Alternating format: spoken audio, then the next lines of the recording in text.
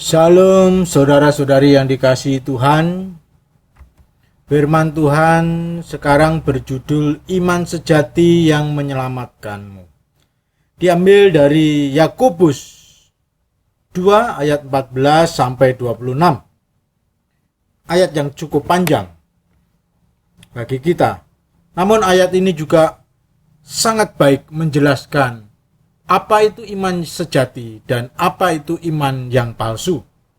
Iman sejati pasti menyelamatkan. Iman yang benar pasti menghasilkan keselamatan di dalam Tuhan kita Yesus Kristus. Sebaliknya, iman yang salah tidak menghasilkan keselamatan, malahan kebinasaan kekal. Mari kita mendalami nas ini agar kita mengerti bagaimana iman sejati yang menyelamatkan kita, yang diterima oleh Tuhan, dan yang menghasilkan hidup kekal bagi kita. Iman tanpa perbuatan atau ketaatan itu tidak menyelamatkan. Demikianlah Rasul Yakobus menegaskan di dalam natsnya, di dalam tulisannya, Yakobus pasal 2 ayat 14 sampai 26. Iman palsu dari orang Kristen palsu. Kita akan melihat ayat 14. Dituliskan di sana, apakah gunanya, saudara-saudaraku, jika seorang mengatakan bahwa ia mempunyai iman, padahal ia tidak mempunyai perbuatan? Dapatkah iman itu menyelamatkan dia? Ini pertanyaan retoris. Pertanyaan yang tidak perlu dijawab. Pertanyaan yang jawabnya sudah jelas. Jawabnya ya tidak dapat menyelamatkan. Iman yang tidak disertai perbuatan atau ketaatan kepada Tuhan, ketaatan kepada firman Tuhan, itu tidak menyelamatkan. Demikianlah Rasul Yakobus menasihati orang Kristen zaman itu. Menasihati orang-orang yang dikirimi suratnya, yang memahami bahwa iman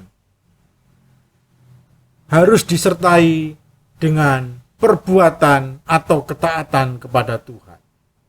Di antara mereka ada yang tidak mau berbuat, tidak mau taat. Makanya Rasul Yakobus menegaskan kepada mereka. Ayat yang ke-15 sampai ayat yang ke-16. Melanjutkan ayat yang ke-14 demikian. Jika seorang saudara atau saudari tidak mempunyai pakaian dan kekurangan makanan sehari-hari, dan seorang dari antara kamu berkata, selamat jalan, kenakanlah pakaian panas dan makanlah sampai kenyang, tetapi ia tidak memberikan kepadanya apa yang perlu bagi tubuhnya, apakah gunanya itu? Tanpa perbuatan, dan aku akan menunjukkan kepadamu imanku dari perbuatan-perbuatanku. Jadi iman tanpa perbuatan itu seperti itu. Seandainya diumpamakan, digambarkan dengan seseorang yang sedang dalam kondisi kemiskinan, kekurangan makanan, tidak punya pakaian, lalu ada saudara yang lain yang sesama Kristen mengatakan, selamat jalan, kenakanlah pakaian panas yang hangat dan makanlah sampai kenyang. Tetapi orang yang mengatakan demikian itu tidak memberikan apa-apa kepada si miskin itu, kepada orang yang membutuhkan makanan dan pakaian itu. Dia tidak menunjukkan imannya dengan perbuatan. Sebaliknya, Rasul Yakobus menekankan, aku akan menunjukkan kepadamu imanku dari perbuatan-perbuatanku. Demikianlah juga, ayat 17, demikianlah juga halnya dengan iman. Jika iman itu tidak disertai perbuatan, maka iman itu pada hakikatnya adalah mati. Tetapi mungkin ada orang berkata, padamu ada iman dan padaku ada perbuatan. Aku akan menjawab dia, tunjukkanlah kepadaku imanmu itu. Nah saudara yang dikasihi Tuhan, iman tanpa perbuatan itu seperti ini. Kita kasihan kepada orang yang sedang lapar, yang sedang haus, yang sedang tidak punya makanan, yang sedang kebutuhan. Tapi kita tidak memberikan apa-apa kepada orang itu. Kita hanya sekedar, oh kasihan, dia tidak makan. Oh kasihan, dia tidak punya pakaian. Oh kasihan, dia miskin. Nah, kalau seperti itu ya, itu seperti iman tanpa perbuatan. Ada belas kasihan di hati, tapi tidak melakukan apa-apa. Orang yang lapar tetap lapar, orang yang miskin tetap tidak tertolong, orang yang tidak punya pakaian tetap telanjang. Karena kita tidak melakukan apa-apa. Coba kalau kita dibalik, kita dalam kondisi miskin, dalam kondisi lapar, dalam kondisi haus, tidak punya pakaian, tidak punya makanan, tidak punya uang untuk beli itu. Dan ketika kita dalam kondisi itu, sementara ada saudara kita yang lain yang seiman, dia bilang, oh kasihan, si A, si B tidak punya makanan, tidak punya pakaian, tidak punya uang untuk beli makanan. Kasihan dia. Lalu dia cuma berkata, oh selamat jalan, selamat makan makanan yang enak, selamat minum sampai puas, selamat memakai pakaian yang hangat untuk menghangatkan tubuh. Tapi dia tidak memberi apa-apa. Ya kosong. Itu gambarannya seperti itu, saudara yang dikasihi Tuhan. Kalau saudara sebagai yang miskin dan ada orang yang kaya, tetapi tidak berbuat memberikan sesuatu untuk kebutuhan saudara, ya itu kosong. Walaupun belas kasihannya segede gunung, tapi kalau tidak ada perbuatan, tidak ada tindakan, ya kosong. Demikian juga iman. Iman itu nyata dari perbuatan. Begitu Rasul Yakobus menegaskan. Iman itu bukan hanya sekedar rasa di hati, tapi terbukti dalam aktivitas sehari-hari, dalam tindakan kita. Itulah yang ditegaskan oleh Rasul Yakobus kepada orang-orang Kristen zaman itu yang hanya memahami iman mungkin sebagai perasaan saja, iman hanya sekedar ucapan bibir saja, iman hanya pengakuan mulut saja. Ini yang salah di dalam kehidupan kita. Iman itu harus diwujudkan dengan perbuatan, yaitu ketaatan-ketaatan kepada yang kita imani, kepada Kristus, kepada firman Tuhan, kepada Allah yang sejati. Itulah iman. Makanya itu iman yang salah. Iman tanpa perbuatan itu mati, tidak menyelamatkan. Ayat 14 tadi dikatakan, iman, apalah gunanya saudara-saudaraku jika seorang mengatakan bahwa ia mempunyai iman padahal ia tidak mempunyai perbuatan? Dapatkah iman itu menyelamatkan dia? Ya tidak dapat. Iman tanpa perbuatan ya tidak dapat, kosong. Tidak menyelamatkan dia. Jadi Rasul Yakobus menegaskan bahwa iman tanpa perbuatan itu iman yang kosong. Iman yang keliru. Iman yang tidak menyelamatkan. Karena ketika kita percaya kepada Tuhan, Tuhan menginginkan kita taat kepada Dia. Pasti. Sehingga iman itu terbukti di dalam ketaatan, perbuatan-perbuatan sesuai dengan firman Tuhan, sesuai dengan kemauan dan kehendak Tuhan. Ayat 19 kita lanjutkan. Tadi iman yang palsu daripada orang Kristen palsu. Ya sebenarnya dia tidak beriman. Itu yang pertama. Yang kedua yang dicontohkan oleh Rasul Yakobus adalah iman setan. Iman palsu daripada setan. Mari kita baca ayat 19 dan 20. Engkau percaya bahwa hanya ada satu Allah saja? Itu baik.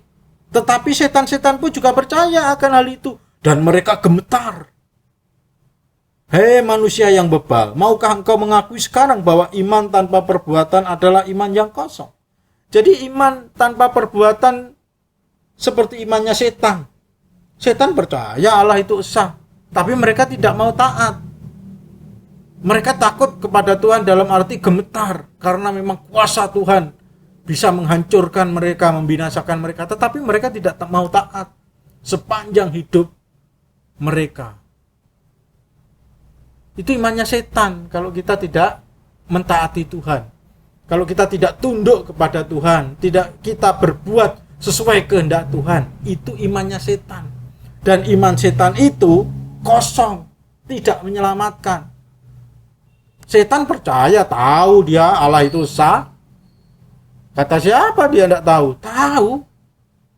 Di perjanjian lama, setan disebutkan di dalam kitab Kejadian, menggodai Adam dan Hawa. Kalau tidak salah di tempat lain, di kitab Yesaya, kalau tidak Yeremia. Engkau bintang timur putra fajar yang ingin menyamai Allah yang maha tinggi, disebutkan di sana. Dia tahu Allah maha tinggi, Allah maha esa, Allah itu satu saja, tahu. Tapi dia tidak mau taat. Dia tahu Yesus itu anak Allah, tapi dia tidak mau tunduk. Dia tahu Yesus itu penguasa alam semesta, tapi dia tidak mau menyembah dia. Setan tidak mau menyembah Yesus. Makanya nanti akan dihancurkan pada akhir zaman, akan dibinasakan oleh Kristus sendiri. Karena imannya setan, iman hanya yang sekedar tahu, sekedar ngerti, tapi tidak mau taat, tidak berbuat bukti ketaatan. Nah ini saudara yang dikasih Tuhan, itu imannya setan. Iman seperti itu tidak menyelamatkan, jelas, kosong, tidak ada maknanya. Tuhan benci dengan iman yang hanya di bibir dan di hati, tapi tidak ada ketaatan. Mungkin kita merasa iman itu perasaan. Ini lihat Tuhan, rasa di dalam hatiku. Tuhan tahu. Mungkin di dalam hatimu betul ada merasa kamu beriman kepada Tuhan.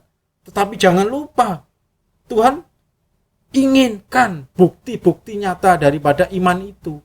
Melalui ketaatan kepada firman-Nya, ketaatan pada perkataan-perkataan Kristus.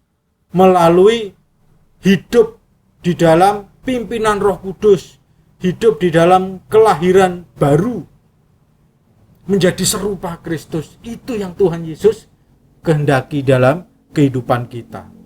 Jadi jangan punya iman seperti imannya setan. Iman yang mengakui, yang tahu Allah itu esa, percaya Allah itu esa, tetapi tidak tunduk kepada Allah yang esa itu. Tidak tunduk kepada Kristus, tidak tunduk kepada Allah Tritunggal, malah dia melawan. Malah dia menentang dan nanti akan Tuhan binasakan. Mereka yang memiliki iman seperti setan akan dibinasakan Tuhan bersama setan di akhir zaman. Nah sekarang kita masuk kepada iman sejati yang menyelamatkan. Ada di ayat 21. Kita akan melihat di sini Rasul Yakobus mencontohkan iman dan ketaatan Abraham. Bukankah Abraham, bapa kita, dibenarkan karena perbuatan-perbuatannya ketika ia mempersembahkan Ishak, anaknya, di atas mezbah? Kamu lihat bahwa iman bekerja sama dengan perbuatan-perbuatan, dan oleh perbuatan-perbuatan itu iman menjadi sempurna. Nah saudara yang dikasihi Tuhan, saya menjelaskan dulu bahwa Yakobus 2 ayat 14-26 tidak mengajarkan bahwa keselamatan kita berdasarkan perbuatan baik. Sebab perbuatan baik kita tidak pernah sempurna mencapai 100% sesuai syarat masuk surga. Sehingga perbuatan baik atau ketaatan kita kepada Tuhan tidak bisa dijadikan dasar untuk masuk surga. Karena tidak cukup. Karena tidak mencukupi untuk masuk ke surga yang syaratnya baik atau sempurna 100% itu. Perbuatan-perbuatan yang dituntut di sini adalah perbuatan sebagai buah daripada iman. Ini yang ditekankan oleh Rasul Yakobus. Juga yang ditekankan di dalam Matius 7 ayat 21-23 oleh Tuhan Yesus sendiri. Bukan setiap orang yang berseru kepadaku Tuhan, Tuhan yang masuk kerajaan surga, melainkan yang melakukan kehendak Bapakku, dan seterusnya. Juga yang ditekankan di dalam Yohanes 3 ayat 36. Jadi perbuatan baik kita sebelum kita percaya itu tidak sampai 100%. Sehingga tidak mencukupi untuk memenuhi syarat masuk surga, yaitu baik 100% atau taat 100%. Dan perbuatan baik kita setelah kita bertobat percaya kepada Tuhan Yesus juga tidak sampai 100%. Cuma lebih baik sebelum kita bertobat dibanding setelah bertobat kepada Yesus. Memang harusnya jauh lebih baik setelah kita bertobat. Tetapi walau demikian tidak pernah juga jumlahnya 100% baiknya, sebagaimana dituntut sebagai syarat masuk surga.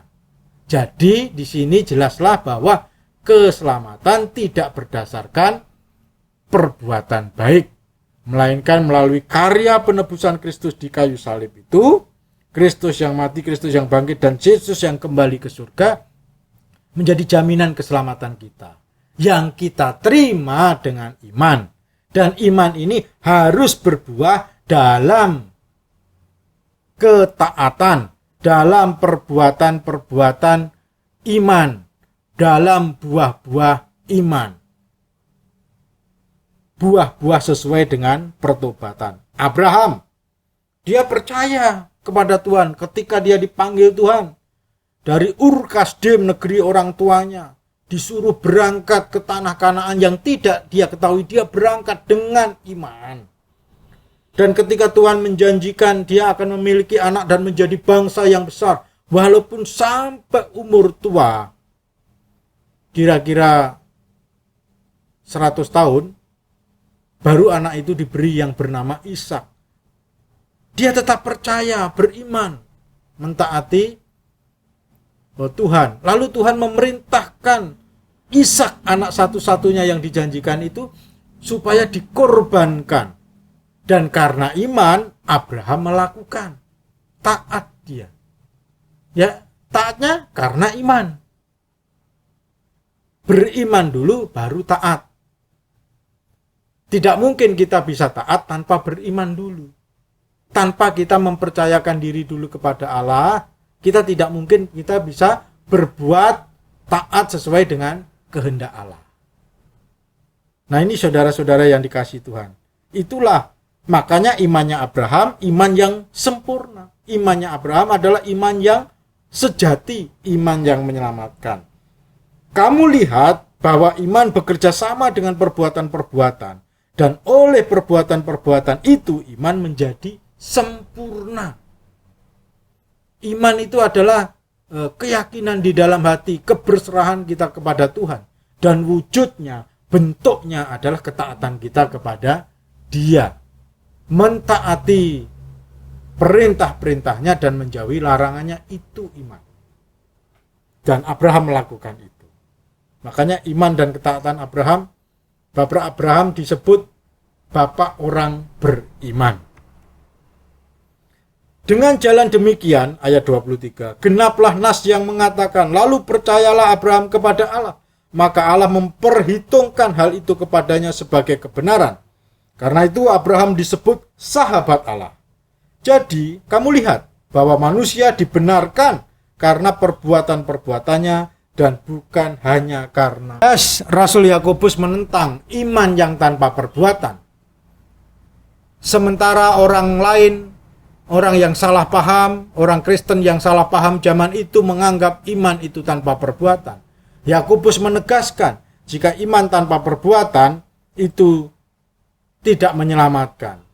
Manusia dibenarkan karena perbuatan-perbuatannya yang membuktikan iman, bukan iman yang tanpa perbuatan itu. Kalau iman, kita mengerti iman itu hanya perasaan, just feeling, perasaan atau kekuatan batin, ya salah. Iman yang dituntut Tuhan itu adalah keberserahan, trust to God, believe to God. Jadi kebersandaran kepada Tuhan. Nah, namanya bersandar, berserah, menyerahkan hidup kita kepada Tuhan, ya berarti kita harus taat kepada Dia karena kita berserah kepada Dia. taat. Nah, disitulah yang Tuhan mau. Iman yang disertai ketaatan, perbuatan-perbuatan ketaatan yang membuktikan iman, itulah yang iman yang benar, iman yang sejati, iman yang berkenan kepada. Yang kedua ialah iman dan ketaatan Rahab. Ini ada kisah di Perjanjian Lama. Ketika bangsa Israel hendak memasuki tanah Kanaan, dikirimlah para pengintai, dikirimlah orang-orang untuk mengintai tanah itu. Lalu orang-orang itu bertemu dengan Rahab, menceritakan maksud dan tujuan mereka. Dan Rahab percaya, mengimani apa yang diberitakan oleh mereka. Lalu setelah percaya, Rahab menyembunyikan para pengintai itu sehingga mereka tetap aman, terlindungi, tidak mendapatkan bahaya dari masyarakat sekitar pada waktu itu. Demikian Rasul Yakobus menjelaskan. Dan bukankah demikian juga Rahab, pelacur itu, dibenarkan karena perbuatan-perbuatannya ketika ia menyembunyikan orang-orang yang disuruh itu di dalam rumahnya, lalu menolong mereka lolos melalui jalan yang lain. Sebab seperti tubuh tanpa roh adalah mati, demikian jugalah iman tanpa perbuatan adalah mati.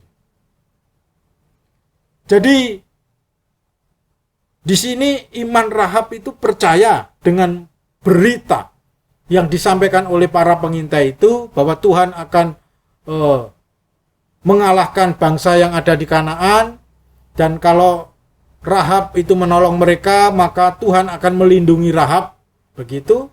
Dan Rahab percaya, lalu menyembunyikan para pengintai itu sehingga tidak ditangkap atau dibunuh oleh masyarakat di sekitar itu. Rahab percaya, dan akhirnya betul peristiwa itu terjadi dan Rahab mendapatkan keselamatan karena imannya itu. Dia percaya lalu melakukan usaha untuk menolong para pengintai itu dengan menyembunyikan mereka dan melarikan diri melalui jalan lain. Itu iman dan perbuatan daripada Rahab. Dan hasilnya Rahab akhirnya diselamatkan oleh orang Israel ketika orang Israel menguasai daerah itu.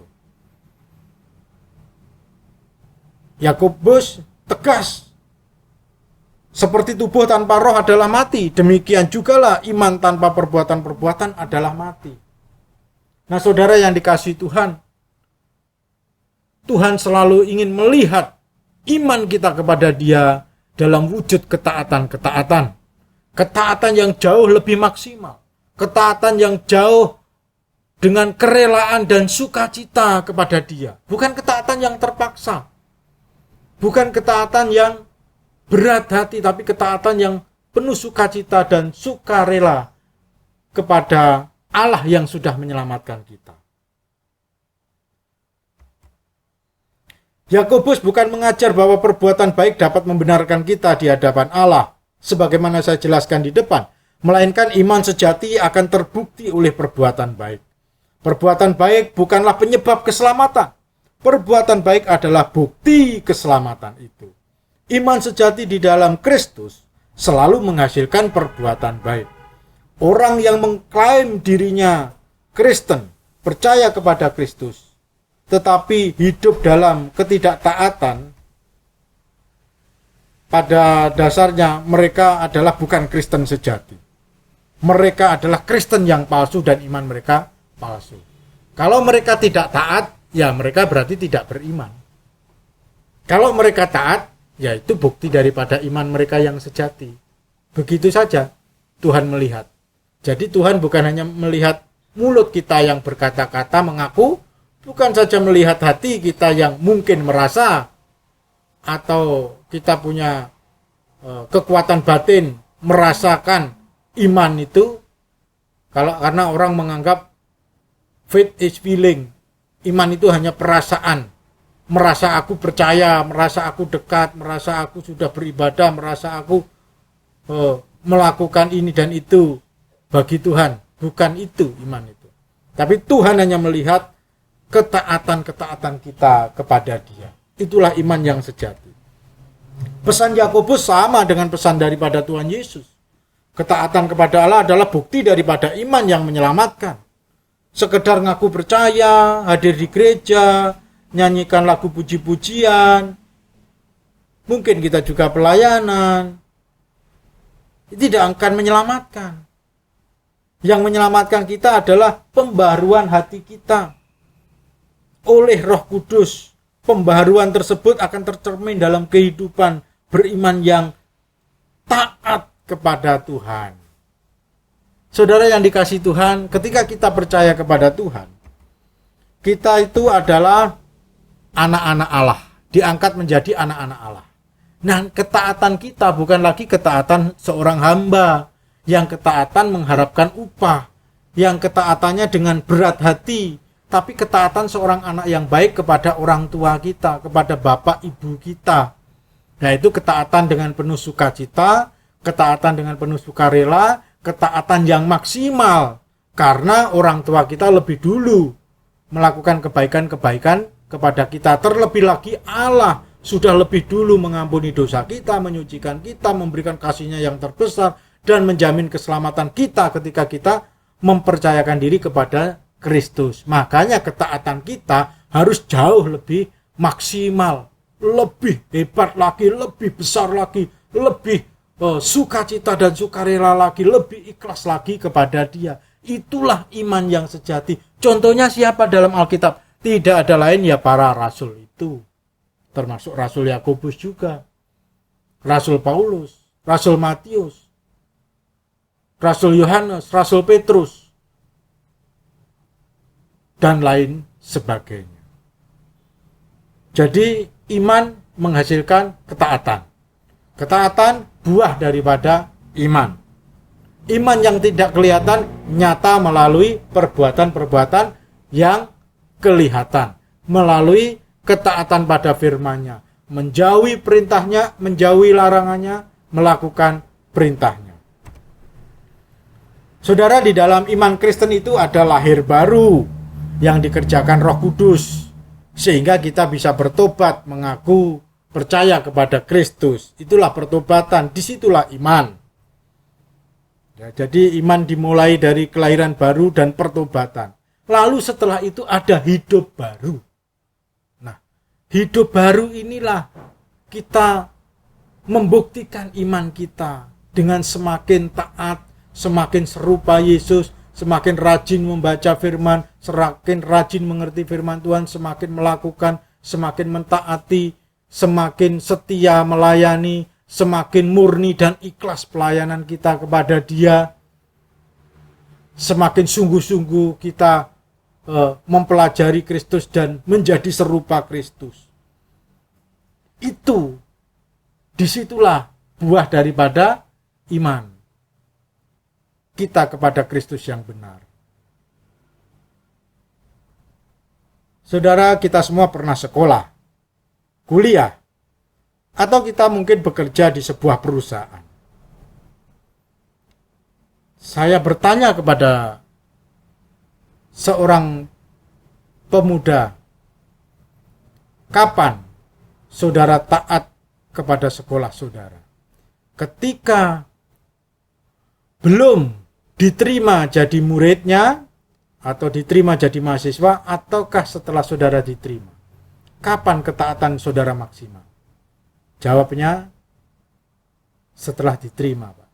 Setelah diterima jadi mahasiswa, saya mulai taat dengan peraturan di kampus itu. Ya, masuknya jam berapa, pulang jam berapa, mata pelajarannya apa, tata tertibnya bagaimana, itu saya mulai mentaati. Ya, itulah iman. Demikian juga ketika kita bekerja. Ketika kita melamar di sebuah perusahaan, dan ketika kita diterima di sana, nah, diterima itu titik awal kita beriman kepada Tuhan. Nah, kapan kita mulai mentaati perusahaan di mana tempat kita bekerja sebagai karyawan? Kapan kita mulai mentaati bos kita di perusahaan itu? Ya, ketika kita diterima. Nah, setelah diterima itu bukan malah tidak taat, justru semakin taat, semakin taat, semakin taat. Ya begitu yang betul. Terlebih lagi ketika kita mempercayakan diri kepada Kristus. Mempercayakan diri berarti menyerahkan hidup kita kepada Kristus. Trust, believe. Mempercayakan diri kepada Kristus berarti kita ya taat kepada Dia. Adakah orang di dunia ini yang dipercayai tapi tidak ditaati? Maukah mereka? Tidak mau. Terlebih lagi Allah. Ketika kita mempercayai Tuhan kita Yesus Kristus, kita percaya kepada Dia, menyerahkan hidup kita, keselamatan kita kepada Dia, maka tidak ada pilihan lain kecuali kita belajar taat kepada Dia. Belajar taat maksimal, sungguh-sungguh kepada Dia. Apa yang Dia ajarkan, apa yang Dia perintahkan, apa yang Dia larang, apa yang Dia teladankan, kita pelajari dan kita taati. Itulah iman yang benar dan yang menyelamatkan.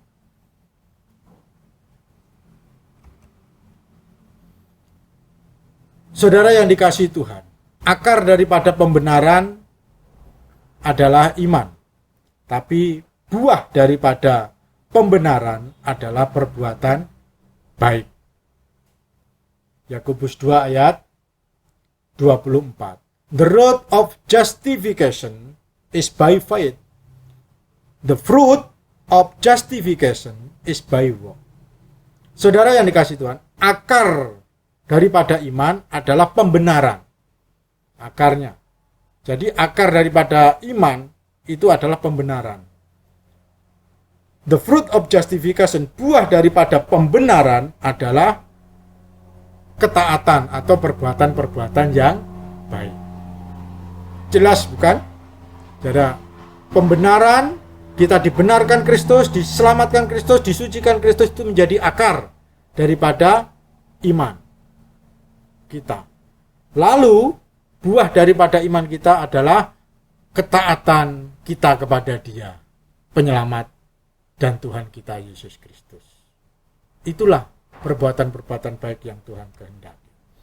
Iman yang menyelamatkan itu seperti dua sisi mata uang, iman dan perbuatan. Saving faith. Saudara, di dalam uang 100.000 yang di depan itu ada gambar Soekarno-Hatta. Ini mungkin uang yang agak lama ya. Uang 100.000 yang agak lama ada gambar Soekarno-Hatta. Lalu di belakangnya juga ada gambarnya. Gambarnya itu gedung MPR, gedung DPR di sana. Nah, saudara yang dikasihi Tuhan, jadi uang, iman dan perbuatan itu seperti dua sisi mata uang. Tidak boleh yang di depan ada gambarnya Soekarno-Hatta, ada tulisannya 100.000, tapi di belakangnya bergambar yang lain atau warna putih blank. Berarti itu uang palsu. Nah, di baliknya itu juga harus ada gambar daripada gedung MPR dan DPR. Itulah iman kepada Yesus. Faith, trust, believe to Jesus. Dan taat kepada Yesus, obeying Jesus. Jadi iman dan perbuatan itu memang tidak pernah pisah. Itu seperti dua sisi mata uang yang tak terpisahkan, saudara. Kalau di depan ada, di belakangnya juga mesti ada. Itulah iman dan perbuatan. Jangan salah. Jangan memisahkan iman dengan perbuatan. Itu pasti tidak menyelamatkan. Tapi justru buktikanlah iman kita dengan perbuatan-perbuatan ketaatan, perbuatan-perbuatan sesuai firman Tuhan. Itulah iman yang benar dan menyelamatkan. Saudara yang dikasihi Tuhan, kita tidak bisa taat kepada Tuhan Yesus jikalau kita tidak mengerti firman-Nya. Kita tak dapat taat kepada Tuhan Yesus sebagai bukti iman kita kepada Dia jikalau kita mempelajari firman-Nya dengan sungguh-sungguh. Maximum obedience to Jesus and His word. Jadi ketika kita mempelajari firman-Nya, maka kita akan bisa taat maksimal kepada Dia. Yaitu sebanyak-banyaknya taat kita. Karena kita sudah diselamatkan, sudah disucikan, sudah dibenarkan. Kita sudah mendapatkan kelahiran baru, pembenaran oleh Kristus. Makanya kita perlu taat sebanyak-banyaknya, semaksimal mungkin. Seperti para rasul mentaati Kristus. Berarti kita harus belajar mengerti dan mentaati firman Tuhan. Berdoa yang benar, ibadah yang benar, mengasihi yang benar. Memberi persembahan yang benar, mendukung pekerjaan Tuhan. Memberitakan Yesus, memberitakan Injil, dan lain sebagainya. Itu semuanya harus kita buktikan di dalam kehidupan kita masing-masing. Sebagai bukti daripada iman kita kepada Dia. Itulah iman yang menyelamatkan. Jadi, saudara yang dikasihi Tuhan, iman yang menyelamatkan adalah iman yang dibuktikan dengan ketaatan atau perbuatan-perbuatan ketaatan kepada Kristus dan firman-Nya. Itulah iman yang menyelamatkan. Saya berharap saudara sekalian membuktikan iman saudara dengan ketaatan maksimal, penuh kepada Sang Kristus Tuhan Penyelamat kita.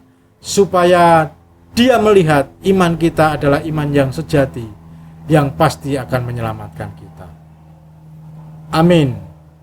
Jangan lupa subscribe, like, komen, dan share. Tuhan Yesus memberkati kita semua.